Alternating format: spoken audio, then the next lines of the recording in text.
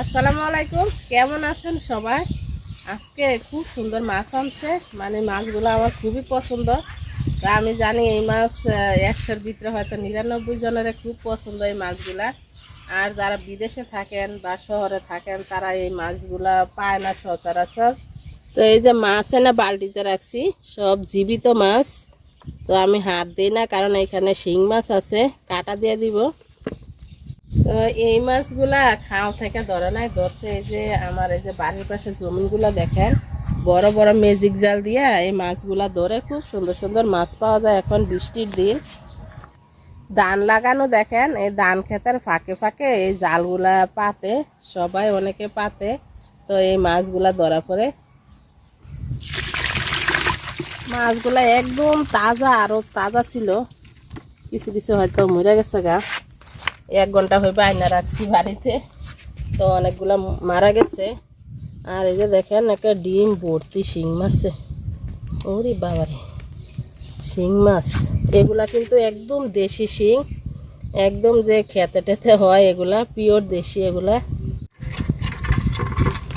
দেখেন এখানে কি কি মাছ,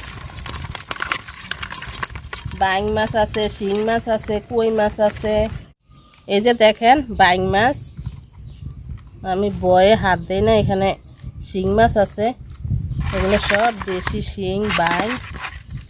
এই যে দেখেন, এটা কি তারা বাইং বলে না কি বাইং বলে।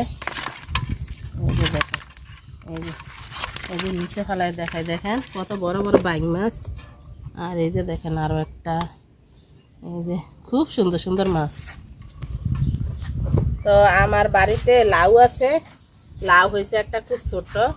তো আজকে লাউ দিয়ে এই মাছ রান্না করব, সবগুলা রান্না করব না, অর্ধেকগুলা রান্না করব লাউ দিয়ে। তো যারা যারা ভিডিওটা দেখতেছেন পুরাটা ভিডিও দেখেন কষ্ট করে। মাছ শিং মাছের কাঁটাগুলো আগে ফালাইয়া কাটতে নেই, তারপরে পেঁপে পাতা দিয়ে ঘষবো। জীবিত মাছ পুড়তে একটু সময় লাগে।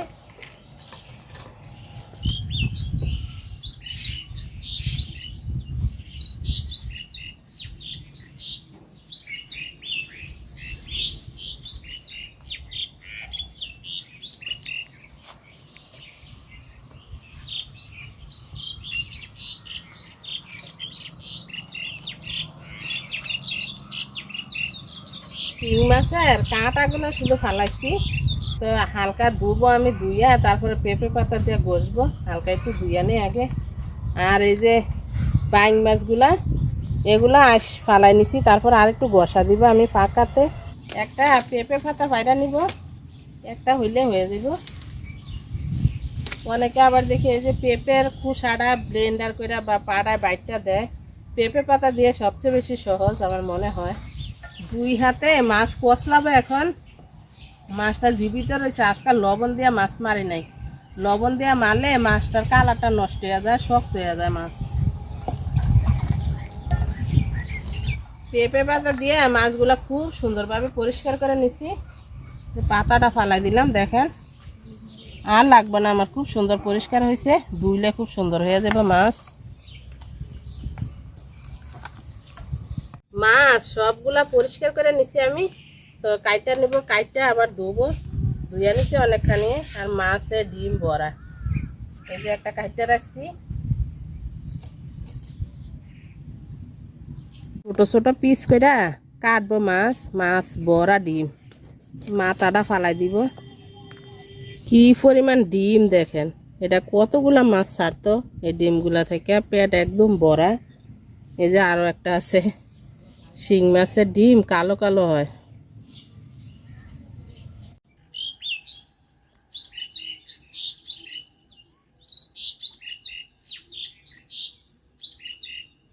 মাছগুলা খুব সুন্দর করে আমি ধুয়ে নিছি।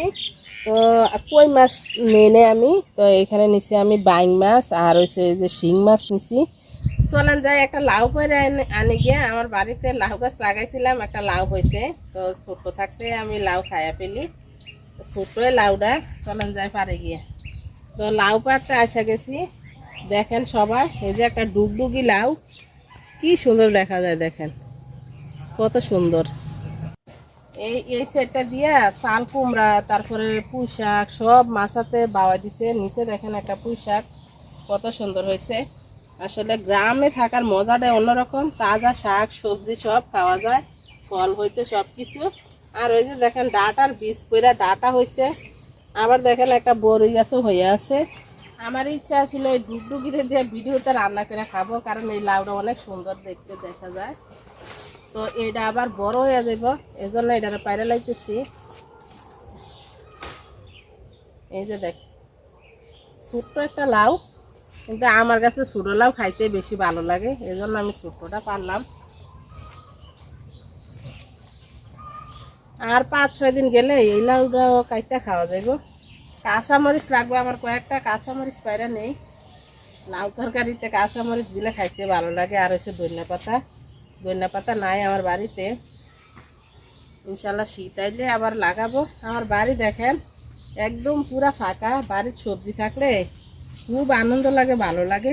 বৃষ্টির জন্য আসলে কোনো কিছু হইতেছে না এখন, এজন্য আর কোনো কিছু লাগাইও না।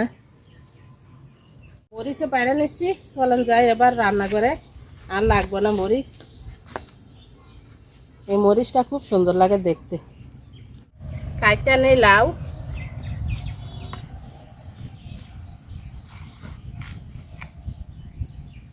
লাউ দেখেন এটা কিনে আনছি।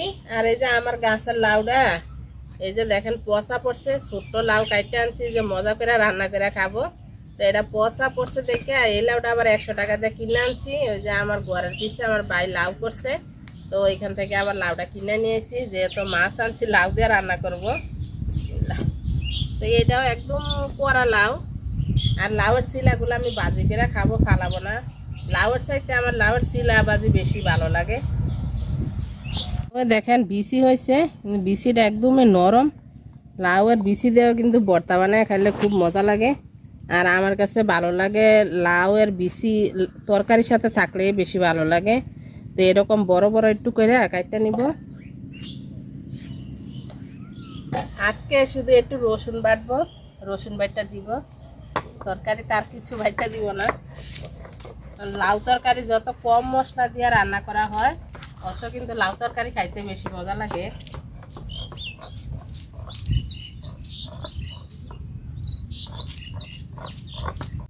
ধনিয়া পাতা নাই যেহেতু কয়েকটা বরস পাতা দেই তরকারিতে। আমার বাড়িতে আগে অনেক ছিল, এখন কমে গেছে একদম। সব কিছু কাইটা গুছাই নিছি, ধুইয়াও পরিষ্কার করে নিছি, চুলায় আগুন জ্বালাই দিছি।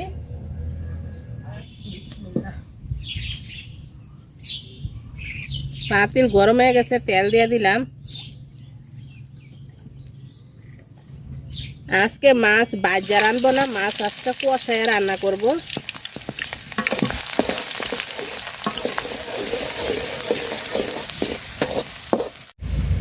পেঁয়াজটা লাল লাল করে ভাজা নিছি, রসুন বাটা দিয়ে দিলাম।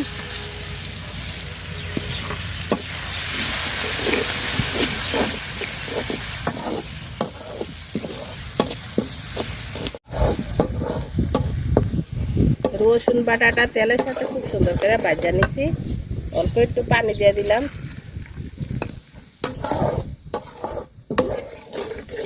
লবণ,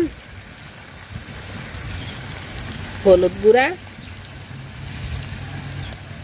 আর দিয়ে দিলাম কাঁচামরিচ।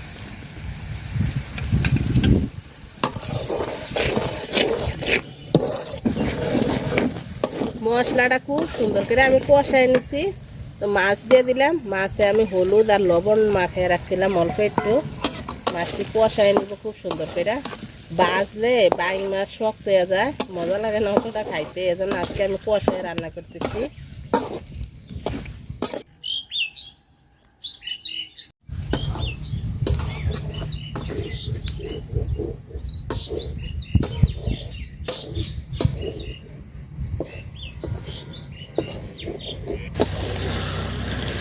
মাছটা খুব সুন্দর করে আমি কষাই নিছি। আমি বাচ্চা বাচ্চা তুলা ফেলাবো, মশলাটা থাকবো, মশলাটাতে লাউটা কষাবো আমি।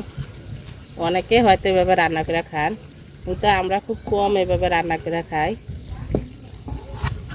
বেশিরভাগ মাছ বাজায় রান্না করি আমি। সব মাছ তুলে নিছি আমি, তো এই মশলাটা লাউ দিয়ে দিলাম।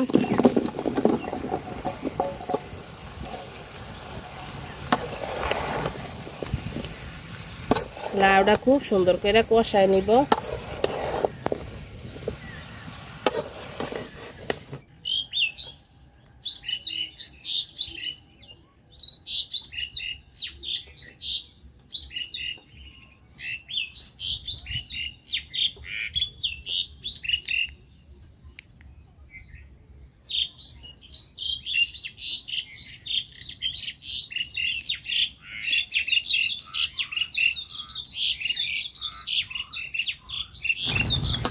লাউ তরকারি খুব সুন্দর করে কষায় নিছি, লাউ সিদ্ধ হয়ে গেছে। পানি দেই না আমি একটুও, তো আমি আর ঝোলের পানি দিব না, এই পানি দিয়ে রান্না করব।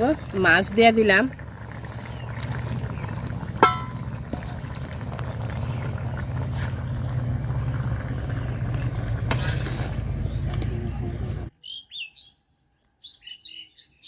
তরকারি হয়ে গেছে।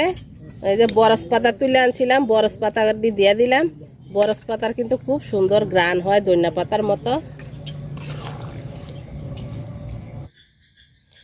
তরকারি খুব মজার তরকারি হয়ে গেছে, নামাই নিলাম।